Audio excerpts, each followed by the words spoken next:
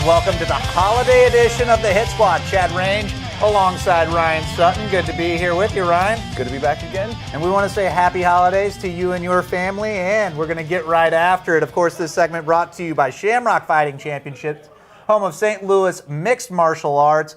Hit us up on Facebook, Hit Squad 101 ESPN, Twitter handle the exact same, at Hit Squad 101 ESPN.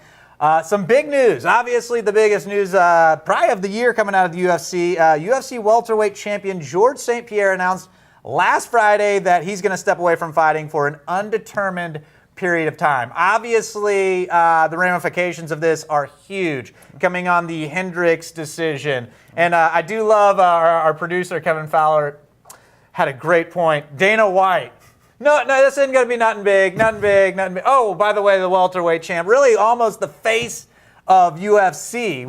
The king. Right there is going to be away for a while. No big news, whatever. Yeah. So Elvis died, whatever. Right, who cares? Yeah. So obviously, talk about the ramifications of this. As far as obviously he's going to vacate his title. It's up for grabs, talk about what's going on here. It's a very interesting situation because you took this talent pool that was in the welterweight division that was actually seemingly stagnant only because you had such a dominant champ, and now it frees everything. Now you've got these magical matchups, you've got these number one contender implication fights that are shaping up. It's interesting, and for George's sake, I wish the last fight with Hendricks could have turned out a little different. I've always been a George St-Pierre fan. I can completely understand wanting to go out on top. The pressure that guy must be under is incredible. Every time he fights, it's not like he's fighting this guy. He's fighting the number 2 guy in the world every single go-round. Even since his injury, he came back, fought the true interim champ, took it from Condit. It's been a grind ever since. So, I mean, he needs to step away from a little bit. I hope it doesn't turn into one of those Rampage Jackson situations where he steps away for a little bit to go Hollywood or to make a little extra money and then decides, I'm going to throw my hat back in the ring and never be the same. If he decides to walk away and pursue other things in his life, I hope he turns the page and becomes successful in whatever else he does, just like he was successful in fighting. It is interesting as far as, do you think he does this if he goes out there and submits Hendricks? If he goes out there and beats Hendricks hands down, do you think he still steps away? Absolutely. I think George St-Pierre is a very methodical, philosophically thinking person from all the interviews I've seen with him, from all the literature I've read on him. I think he had this legacy shaped and planned out. The one asterisk that's on this now is the controversial Hendricks decision. Right. That being said, the fight, I think, arguably could have gone 3 rounds, either or. Yeah, it was close enough. Close enough, razor-sharp fight, but that was the only asterisk on it. He had this planned out. If he went out there and finished Johnny, he was walking away into the dust, probably permanently. Now, the undetermined time is probably just so he can, within himself, close that door to I went out the absolute best champ that I could be. Do you think the pressure just got to him for being the face for so long? And he's aging, let's face it, you know what I mean? There's going to be young blood constantly coming in there, and as we all get older, we lose a step. And like you said, you can get away with losing a step when you're fighting the number 10 guy in the in the UFC, but it's always going to be the number 2 guy. Mm-hmm. I think George St-Pierre, again, very methodical, psychological person. I think he is a different kind of champion and a different kind of fighter than a guy like Randy Couture was. Mm-hmm. Randy Couture was, if he saw a good opportunity for a fight, he would take it, and he notched up a lot of losses, and he notched up a lot of great wins. Right. I don't think GSP thinks like that. I think he's a long-term legacy kind of guy. So for him, that feeling of probably losing a step, getting a little older, he had the ACL reconstruction and came back and was thrown right into the fire with a couple tough fights. I'm sure that just wore on him. And then he started probably thinking about that legacy, thinking about what stamp he wanted to leave on things. And for him, it probably pressure-wise seemed like the right time to take a step back. We fast forward to a year from now. Who do you think is the welterweight champion in the UFC? That is up for grabs, isn't it? Obviously Hendricks is going to be talked about. I mean, that is the beautiful part of this is the real winner is the fans, because they're going to get to see some great title bouts in this next calendar year. I can play in to who's going to be the champion of the year. If you told me Robbie Lawler was going to be a number one contender a year ago. A year ago, you would have been shocked. Yeah, I would have said.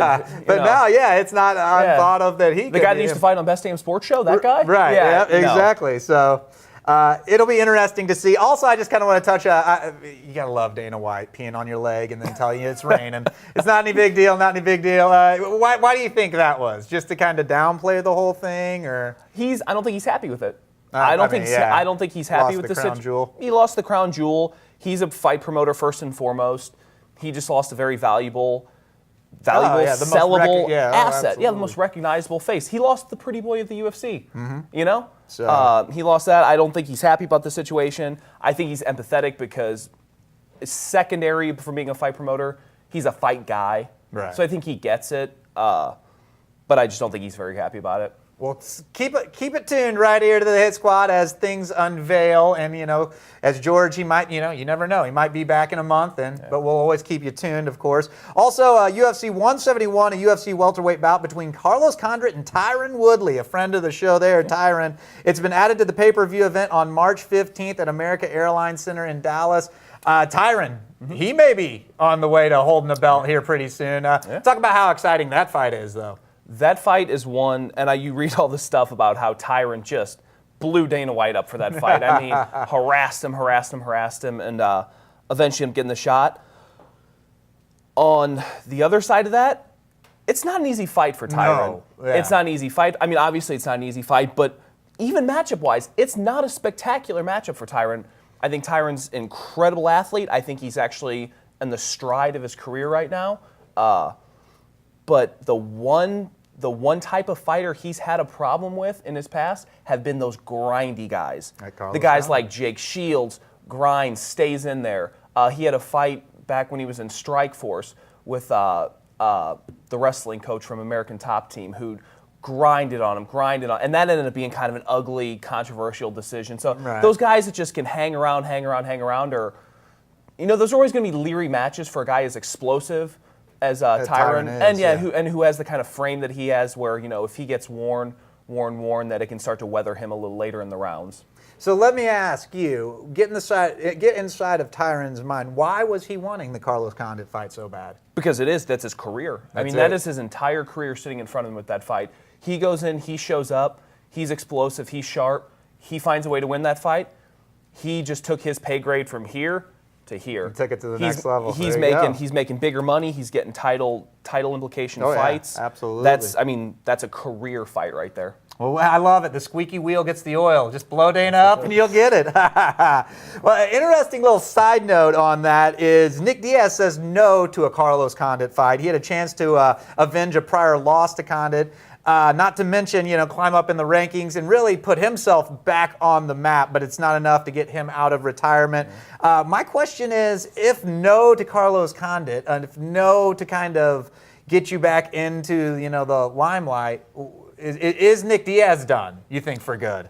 I hope so. Are you not a Nick Diaz fan? I am not a Diaz family fan. You either love him or you hate him. That's kind of you do. You love him or hate him. I hate to be so opinionated on fighters because that's what it's one thing. about. I got opinion. You. I think if they slink away and go back to the 619 or whatever they rep out, and we don't have to hear from them for a while, then I'm okay with that. Nick Diaz, extremely talented fighter, complete head case.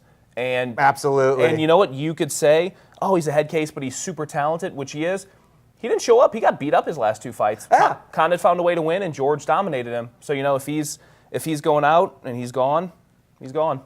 I'm just wondering if that couldn't get him out of retirement, what would? And nothing. I don't see anything. Maybe. He's a head case, and that's the kind of fight that he doesn't want. He doesn't want to fight against the guy that's going to, That fight with Condit was very frustrating for him because he wanted fight, and then realized, wait a minute, people can outgame me. I'm getting beat. Yeah, he outgamed him. Carlos outgamed him, and that's a tricky cerebral fighter. That's who has already shown he's not going to go in there and brawl with you for the sake of brawling. Right. So he doesn't really get any kind of. He doesn't get any really kind of validation off of that. Right. He's not going to go in there and banging out the guy who beat him and knock him out. He's going to go in there and probably have to fight the same kind of fight and then leave it to the judges' scorecards. And leave frustrated yet again. That's a worst case scenario for him.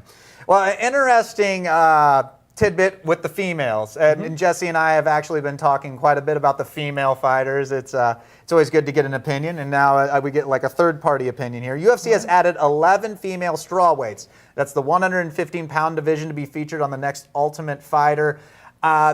Me and Jesse were talking even on the last webisode that it seems like the girls are really probably 2 to 3 years away from really, I think, being a big draw. Yeah.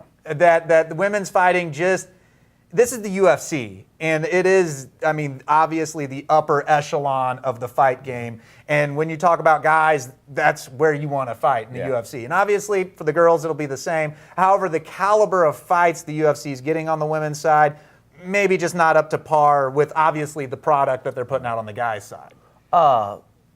You could say 2 to 3 years that the women's division wouldn't be ready. I could argue it can never be ready. Women's professional boxing has been around a lot longer than women's MMA. Yeah. Laila Ali's been a dominant champ, but absolutely. No one's knocking down the door to throw down pay-per-view money to see Laila Ali fights. Right. It's just it's the culture we live in, especially combat sports. It's still, people for combat sports are ultimately going to want to be drawn towards male-oriented. Male-oriented participants. The real knock, I think, on the women is you don't get that knockout power. The guys, anytime, it could be a one and done. Yeah. With the women, you don't see that as much. I think, especially now, going down the weight classes. Yeah, it's entertaining. You don't get the same horsepower. Yeah, you don't get the same. They're very talented. They're all extremely good martial artists. But yeah, I feel like I don't know if it'll ever be up to par.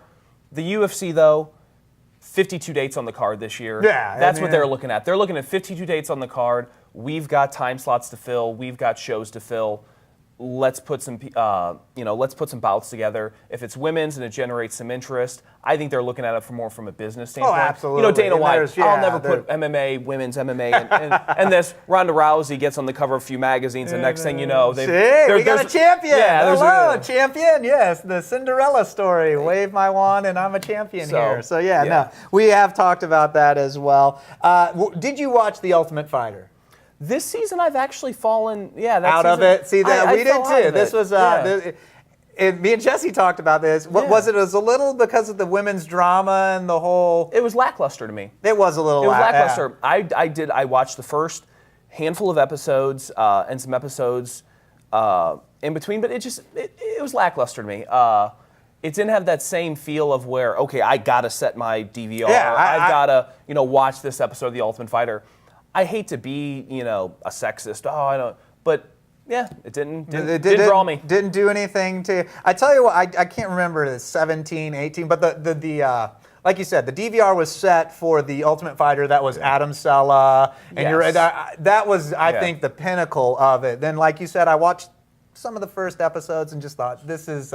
They've lost their mark again, I think, a little. Yeah. And I do hate to say, I think it's when they brought the women in, I think it just kind of lost the scope, the drama. It kind of got away from just these are fighters and they're going to fight. Yeah. It's like a sports reality show. It kind of became the reality of bickering and this, that, and the other. It became if I wanted to watch that, I would just watch The Real World. the Real World. That's old school. I'm married. I have the Real Housewives of Orange County. You're a little more new school. Oh, yeah, I'm a little new school on the, believe me, the Kardashians and so on and so forth. But we're going to be getting in more on the women. Of course, a huge fight coming up on the 28th. Mm-hmm. Miesha Tate, Ronda Rousey, headlining with one of the best cards. Talk about how excited you are for that card. We're going to get more into it in segment 4, but wow. Well, very excited. Before we get into the segment, very, very genuinely excited for that. Yeah, coming up, and then we'll be breaking that one down, like I said, in the 4th segment, but coming up next.